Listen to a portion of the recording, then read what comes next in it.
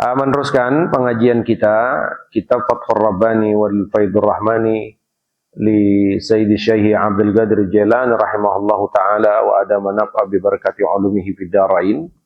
Tanabbahu ila mata hadzal naum, ila mata hadzal jahlu wat taraddudu fil batil wal qiyamu ma'an nafsi wal hawa wal 'adati lima lam tata'addabu bi ibadatil haqqi azza wa jalla wa mutaba'ati sara'ihi. Wal ibadatu tarkul adati lima lam tata'addabu bi adabil Qur'ani wa kalamin nubuwati.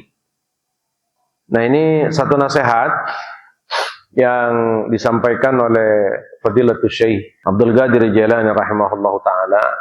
Sampai kapan kita terus tertidur?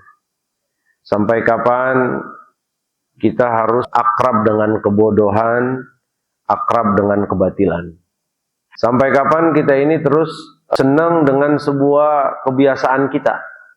Kita ini orang Islam dan kita ngaku sudah beriman dengan Allah, beriman dengan firman-Nya Al-Quran, beriman dengan apa saja yang dibawa oleh Nabi, bahwa itu adalah sebuah kebenaran.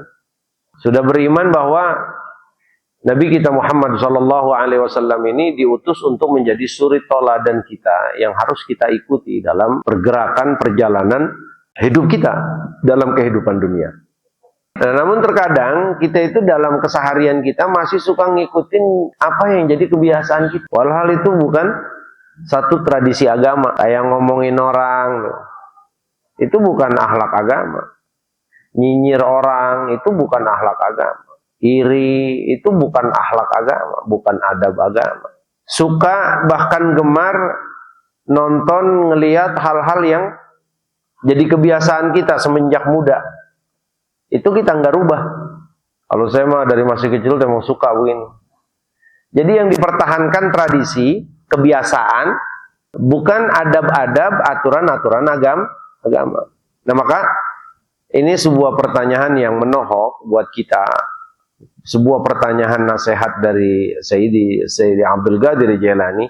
Sampai kapan kita terus tertidur? Sampai kapan kita terus ngikutin tradisi kita? Ya, kebiasaan diri kita. Sampai kapan kita ini terus akrab dengan kebatilan? Kenapa? Kita ini termasuk alhamdulillah orang yang Allah sudah kasih ilmu. Banyak kurangnya itu kita itu udah banyak dikasih ilmu sama Allah. Ini haram, ini halal, ini boleh, ini tidak boleh. Itu udah tahu kita. Ini hak yang benar, yang Allah ridho dan Rasulnya. Ini batil yang Allah benci dan Rasulnya. Kita itu udah tahu.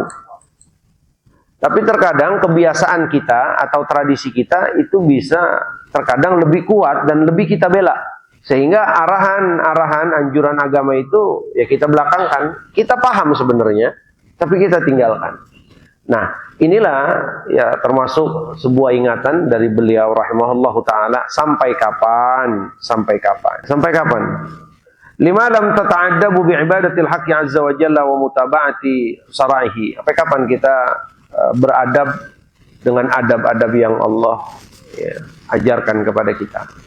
Sampai kapan kita ya terus pora-pora, terus cuek? Sampai kapan?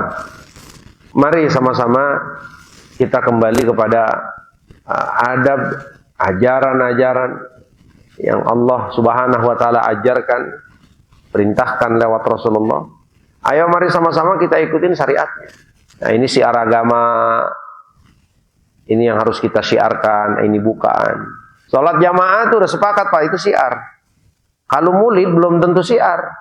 Maka ini penting yang ngaji itu biar tahu mana syiar, mana yang bukan. Karena akhir zaman ini banyak juga yang tidak paham, tidak mengerti sesuatu yang berangkatnya sebenarnya adalah sebuah tradisi. Akhirnya banyak masyarakat awam ini menganggap ini syiar. Kenapa seperti itu? Karena pemangku-pemangku agamanya mengatakan itu syiar.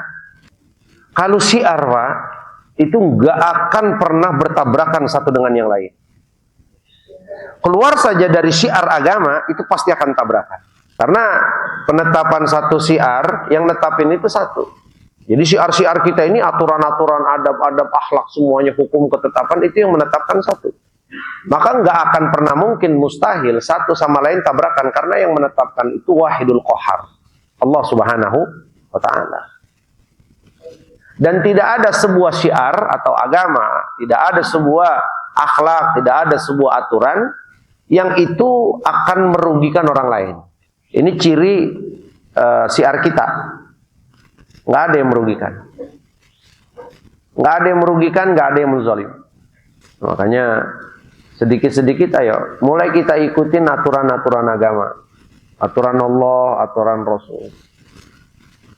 Agar kita bisa paham mana yang benar-benar kita harus bela, mana yang harus kita saling mengerti satu sama lain. Karena ini sifatnya tradisi, bisa berubah, bisa tidak, bisa dijalani, bisa tidak. Ayo kita sama-sama kembali kepada Allah, kembali kepada aturan-aturan Allah, kembali kepada kitab-kitab yang ulama-ulama tuliskan sebagai bentuk penerjemahan dari keinginan Allah yang disampaikan Rasul. Kalau kita nggak ngerubah, repot Pak. Kalau kita nggak kagetin, itu agak berat. Karena nafsu kita ini kan, nafsu itu nggak pernah tua.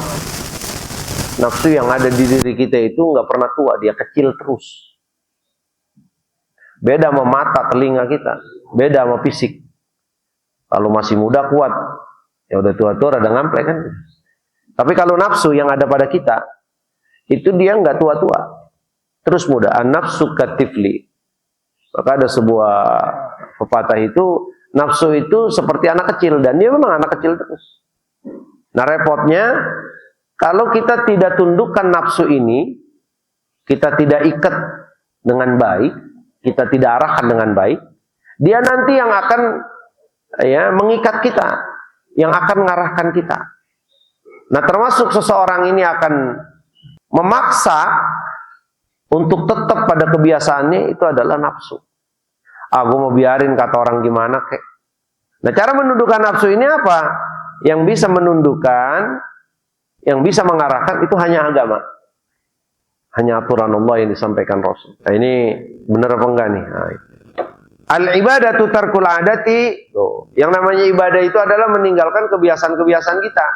Jadi kebiasaan kita tuh, ya kebiasaan kita nih masih maksiat, kebiasaan kita masih munkar, kebiasaan kita nih masih ngelakuin dosa. Nah ini kebiasaan-kebiasaan ini mulai diganti, mulai dihilang. Nah kalau kemarin kita banyak ngomong, sekarang harus sedikit ngomong. Kalau kemarin banyak ngomong, bicara yang tidak penting, ngobrol yang tidak penting, nah sekarang ngobrol yang penting.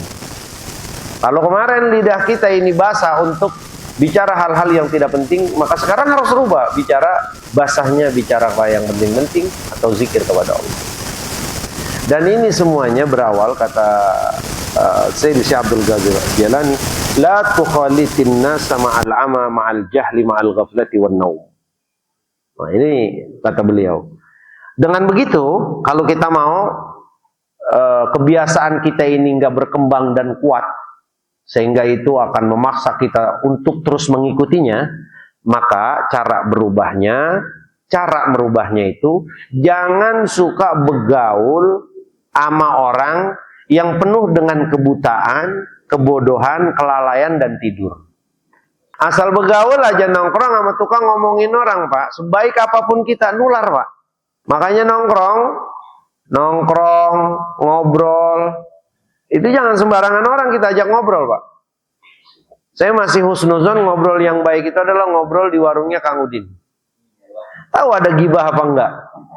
Kata Bang Imam, ada sih gibah, tapi gibahin Donald Trump sama Netanyahu itu mah bukan gibah Pak. Kita sumpahin bareng-bareng lah.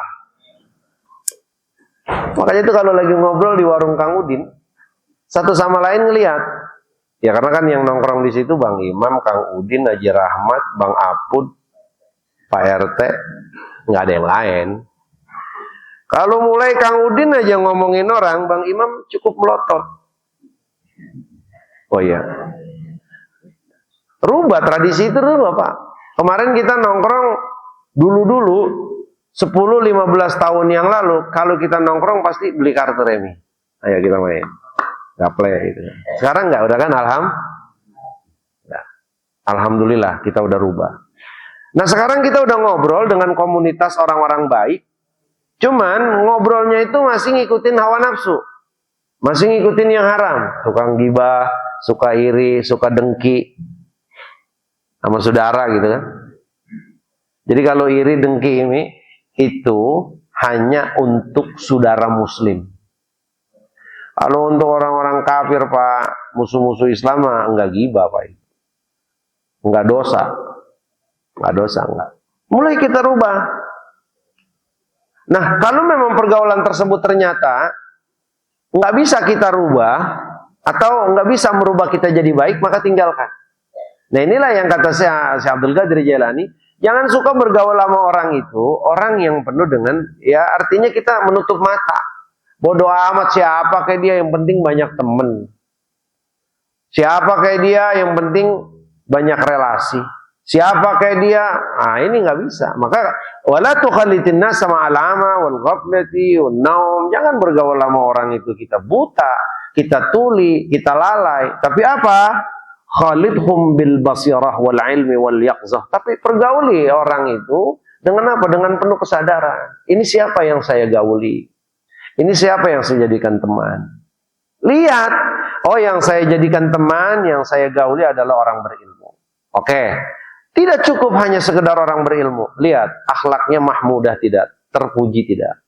Mengingatkan kita kepada Allah tidak. Mendorong kita ke semangat untuk melakukan ibadah atau tidak. Kalau enggak, fa'ridan. Menghindar. Tuh. Ya, jadi kalau mau bergaul sama orang itu biar sadar.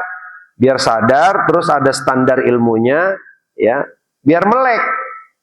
Oh, saya bergaul nih sama Bang Juki. Gimana ya? Oh, Bang Juki. Sadar. Artinya mulai kita ngobrol. Pas ngobrol, ngomonginnya ngaji mulu. Ngomonginnya ulama mulu. Ngomonginnya baik mulu. Nah, ini dia teman. Gitu aja ngukurnya. Sadar. Jangan kagak sadar.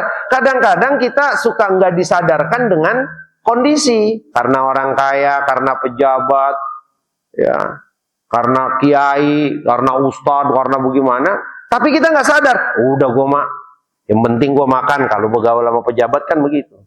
Gue mau penting enak, punya rokok, punya apa. Kalau bergaul sama orang kaya kan ukurannya begitu. Mau dia ngomongnya bagaimana, mau lagi yang dijalanin apa, bodoh. Begitu juga bergaul sama ustadz, sama kiai. Oh, udah kiai mah pasti bener. Kiai mah ustadz pasti lah enggak, harus sadar diri. Ustadz ya ustadz, kiai ya kiai, pejabat ya pejabat. Siapa dulu? Oh ternyata ini kiai kalau ngomong lantur.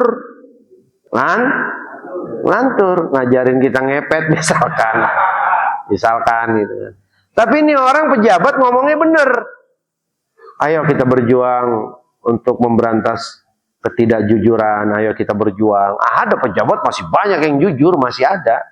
Cuman banyakannya yang, tapi ada. Sadar. Jadi kalau kita sadar mah kan kagak sembarangan masuk tuh omongan, nggak sembarangan masuk tuh akhlak, nggak sembarangan masuk tuh sifat dia. Sadar. Oh iya dia, gitu. Makanya kan faqad kila, ada yang bilang jazallahu man la ya'rifuna. Itu ada yang mengungkapkan orang-orang soleh sampai dia bilang terima kasih ya Allah, atau balaslah mereka orang yang tidak mengenal saya. Maknanya apa? Dia berusaha untuk mendikitkan teman.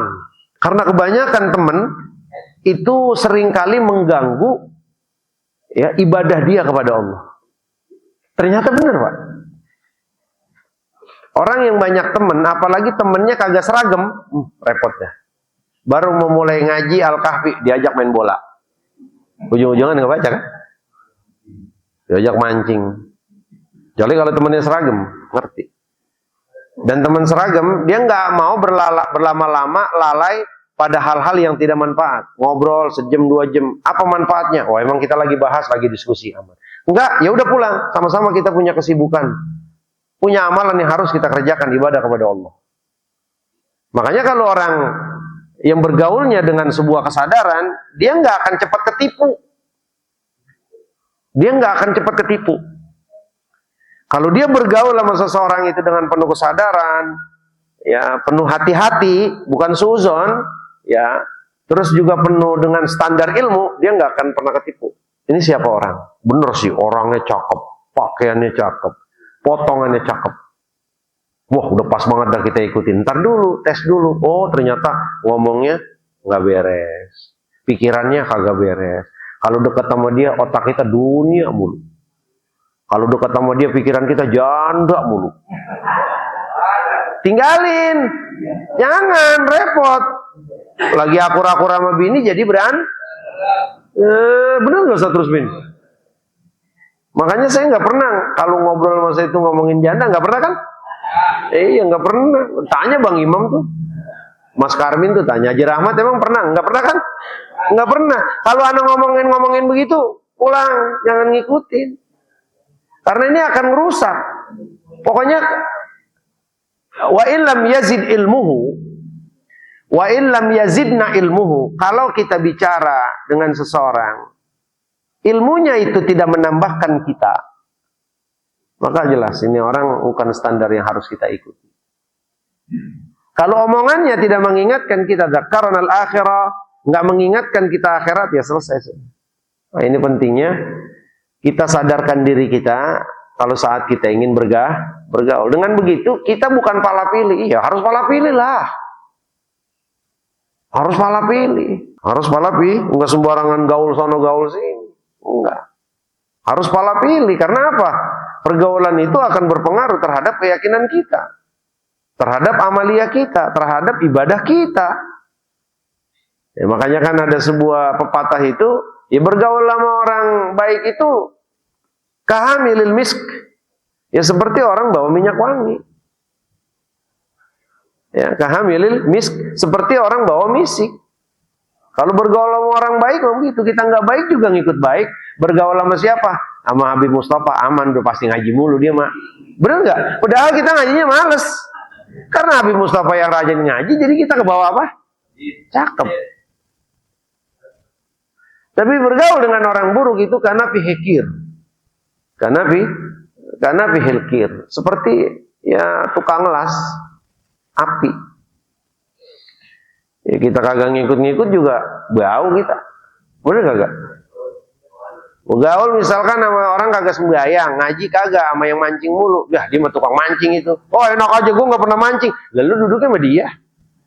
Nongkrong sama tukang main gaple. Padahal kita kagak main. Nongkrong aja gitu di meja, di pos. Dia lagi pada main, kita nongkrong aja. Nggak ngapa-ngapain. Itu orang lewat, siapa? Nggak bakal dibilang dia mah itu orang tukang ngaji, dia mah itu lagi dakwah, kagak bakal mungkin. Pasti dianggapnya Nah, makanya jangan suka salah Pak bergaul Pak.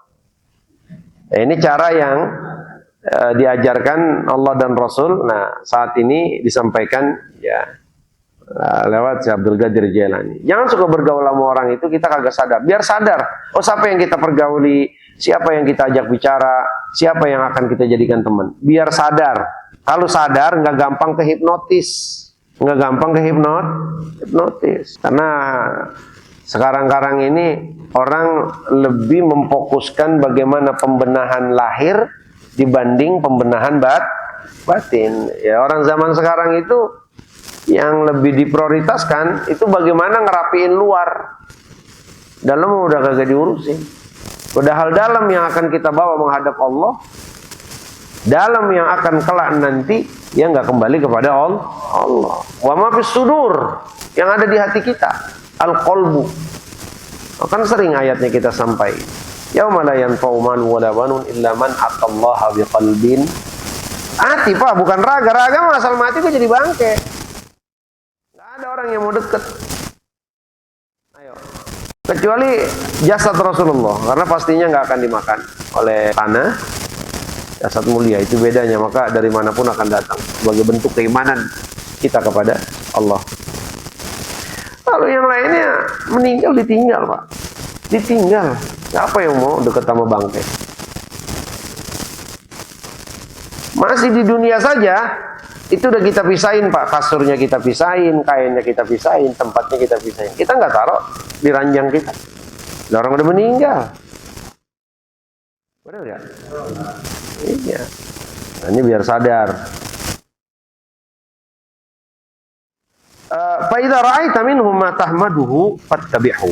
Kata Syekh Abdul Qadir Jailani, kalau kau lihat seorang ada sesuatu yang kau puji dia, ya Allah akhlaknya baik, omongannya juga cakep, maka ikutin. Ketemu Bang Ulo, Assalamualaikum, waalaikumsalam. Gimana? Ngomong enak, lembut Bang Ulo, nggak nyakitin, nggak apa, ngomongnya baik, gitu. Ikutin, jadiin temen. Lagi ngobrol lagi enak, Allahu Akbar, ayo kita ke masjid yuk.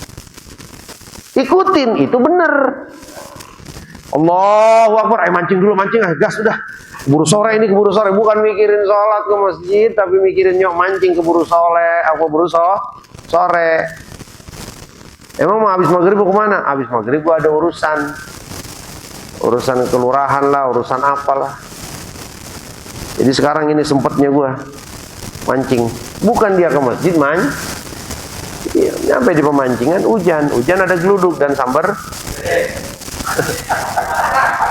Nggak kena lah, nggak mati, kan nggak kena geledek. Kalau kita lihat sesuatu yang kita puji baik menurut agama, tetap, oh ya Allah baiknya, ikuti. Wa idza ra'aita minhum ma yasu'uka fajtanibhu waruddahu anhu. Kalau kita dapetin kayaknya ini kagak bagus dari orang, nah sebentar aja ngobrol sama dia, otak kita kayak dicuci.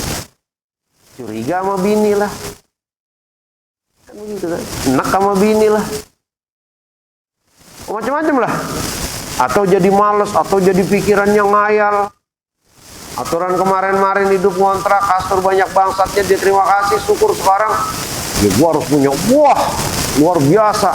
Obsesinya semakin gede, hayalannya semakin gede untuk dunia, misalkan. Kalau sesuatu yang nggak bisa mengingatkan dan mengajak kamu lebih dekat kepada Allah, ya fajtanibuhu, jauhin, dah tinggalin. Walaupun saudara,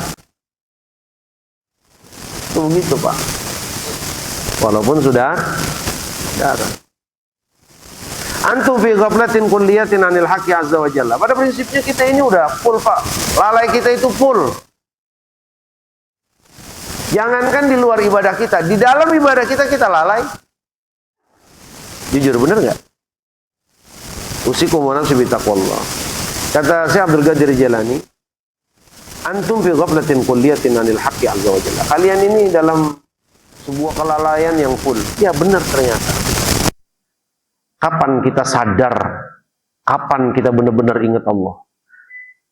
Nah, jarang. Kalau dihitung 16 jam waktu sadar, kita lebih banyak ingat duit. Nah bener nggak? Oh nggak, saya mah kagak mikirin duit, Ustaz, mikirin bini. Ya, itu dunia juga namanya. Bener nggak? Saya mau mikirin anak. Lah ngapa anak dipikirin? Yang buat Allah itu hampir dikit. Maka kita ini sebenarnya lalai. Lalai. Belum punya istri, minta sama Allah istri, dikasih istri. Akhirnya pas dikasih istri, malah bukan rajin ibadah, makin lalai. Udah habis nikah, ya Allah berikan kami punya anak, ya Allah berikan kami keturunan. Dikasih anak, pas punya anak bukan makin rajin ibadah, makin lalai dan makin dilalaikan oleh anak. Biasanya rajin ke musola, ke masjid jamaah. Kita tanya, lah kagak ngaji-ngaji Bang? Iya anak nangis. Sering banget itu saya nanya orang, oh kagak ngaji-ngaji, pas mau ditinggal anak nangis. Fitnah enggak? Innama amwalukum wa auladukum fitnah. Shadaqallah, maha benar Allah yang Allah sampaikan bahwa innama amwalukum wa auladukum fitnah. Anak, harta dan anak kalian itu fitnah. Iya. Lah sebelum punya anak rajin banget ngajinya, rajin banget sembahyangnya, pas punya anak kagak sembahyang, kagak ngaji. Ngapain jagain anak? Bini lu kemana? Ya, bini samur gedek begitu. Masa bini ngayap gitu disuruh ngurusin anak. Ya kasarnya begitu. Nah, maka kita ini nanti dibalik-balikin loh sama Allah. Nauzubillah, Allahumma inna nas'aluka al-afiyah ya Allah. Ayo dah. Dulu kita ini masih perjaka, pengen banget kawin. Dikasih sama Allah kan bini. Bener gak dikasih kan? Habis begitu harapan kita pengen apa? Punya anak, dikasih kan? Ya Allah, kalau anak agak ada usaha ini repot banget. Dikasih usaha kan kecil-kecilan yang bisa ngempanin anak, ngempanin bini. Lah, tapi kenapa itu semuanya bikin kita lalai, bikin kita jauh sama Allah, bikin kita males? Nah, maka benar kalau 16 jam waktu kita sadar itu kebanyakannya kita lalai sama Allah dibanding inget. Lah kan saya sholat sehari semalam waktu, sholatnya aja lalai. Allahu Akbar. Nomor WhatsApp-nya berapa itu dia ya? Lah jadi ngapain WhatsApp perempuan yang kita lihat? Kira-kira begitu nggak? Astagfirullah, astagfirullahaladzim. Alaikum bil yaqzati lahu. Ayo kita sadar, Pak. Musikum wa nafsi bitaqwallah. Saya buat saya yang ngomong Turmuzi Abdul Jalil dan semuanya kita. Ayo kita sadar. Kalau kagak sadar repot, Pak. Kalau kagak sadar repot. Biarin ayo. Kalau kita sadar sekarang, ya pastinya kita akan menerima konsekuensi. Orang yang terus ingin dekat sama Allah ada konsekuensinya pasti. Pahit, sabar. Tapi di sononya kita enak. Tapi kalau yang sekarangnya di dunianya ini kagak sadar-sadar, nah, di sononya nanti baru dia sadar. Kalau di sono sadar, Allah nggak terima. Kalau di sono kita nyesel, Allah nggak terima. Kalau di sono kita minta kembali, nggak bakal diterima. Wa qala allazina tabaw law anna lana qarratan fanatabarra'a minhum kama tabarra'u minna. Orang-orang kafir itu nanti di sana bilang, ya Allah, kembaliin ke, kalau bisa kami kembali di dunia mah, kami akan lakukan perbuatan baik. Alas. Nauzubillahi min. Ayo sadarin diri kita, Pak. Lah jangan nungguin orang lain, harus kita mulai. Oh iya. Pokoknya watasan malam ini nggak ada larak lirik, jalan nunduk. Apapun konsekuensinya, ya apapun konsekuensinya. Bedok tiang listrik konsekuensinya. Lah emang ada konsekuensinya, Pak? Nggak enak, Pak. Alaikum bil yaqzalahu, ayo kita sadarkan diri kita, bangunin. Alaikum bil luzumil masajid, hendaknya lah kita membiasakan untuk mundar mandir ke masjid. Nah, ini seperti yang kita lakukan, sholat, musola ke masjid, udah seringin. Itu, Pak, ini cara, Pak. Cara yang Allah dan Rasulnya ajarkan lewat ulama-ulama kita. Bangunin diri kita, caranya bagaimana? Cara ngebanguninnya, sering-sering ke rumah Allah. Siapa itu ke rumah Allah? Tempat ibadah, masjid atau musola. Seringin, maka kita akan ingat, maka kita akan sadar, kita akan bangun. Nah, terus apa? Alaikum biluzumil masajid wa kasratis salat ala Nabi sallallahu alaihi wasallam, dan memperbanyak salawat kepada Nabi. Ini kata Syekh Abdul Qadir Jailani. Caranya itu apa? Masuk masjid. Seringin masjid aja, Pak. Salat, ibadah jamaah terutama, ya. Dan memperbanyak salawat. Dari sini bukan memperbanyak salat, tapi memperbanyak salawat ala Nabi. Itu juga termasuk cara yang bisa menyadarkan kita dari tidur, yang bisa menyadarkan kita dari kelalaian. Itu salawat. Tapi ingat, salawat ini adalah ibadah yang harus kita lakukan dengan etika. Nah, saat kita bersalawat, ini yang paling penting buat para jamaah kita semuanya. Saat kita bersalawat, pastikan seakan-akan Nabi itu di hadapan kita. Karena tidak ada salawat yang kita baca, kecuali salawat kita akan disampaikan dan dibawa malaikat ke Rasulullah. Maka etikanya apa? Yang pertama, jangan teriak-teriak bersalawat. Karena nggak boleh kita ngomong depan Nabi itu teriak. Wala tarfa'u aswatakum fawqa sautin Nabi. Jangan suka ngangkat suara di depan Nabi. Jadi kalau volume Nabi ngomong volumenya 6, kita harus 4. Nabi volumenya 4, kita harus 2. Nggak boleh suara kita itu lebih tinggi. Nah, maka termasuk adab pada saat kita bersolawat, itu salah satunya jangan teriak-teriak. Yang kedua, ikhlaskan. Walaupun ada sebagian ulama, solawat walaupun riya, walaupun ujub, tetap sampai. Ada yang mengatakan seperti itu. Tapi kalau saya melihatnya, solawat ini adalah ibadah, perintah Allah Subhanahu wa Ta'ala sebagai bentuk terima kasih kita kepada Allah, terima kasih kita kepada Rasul, dengan cara mendoakan Rasul agar Allah berikan derajat yang tinggi. Yang ketiga, sholawat jangan dijadikan jualan. Ini penting, Pak. Kalau sholawat dijadiin jualan, dagangan, waduh repot. Ini mah nggak akan benahin jiwa kita, nggak akan ngebenahin hati kita. Bener Pak, ternyata sholawat aja, nggak pakai banyak-banyak, 10, tapi sholawatnya yang benar, khusyuk. Itu benar mempengaruhi Pak.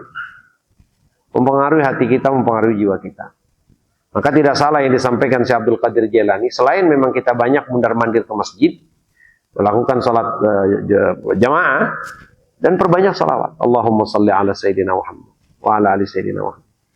Ya, karena zaman sekarang ini nggak ada yang paling menguntungkan kecuali mendagangkan agama.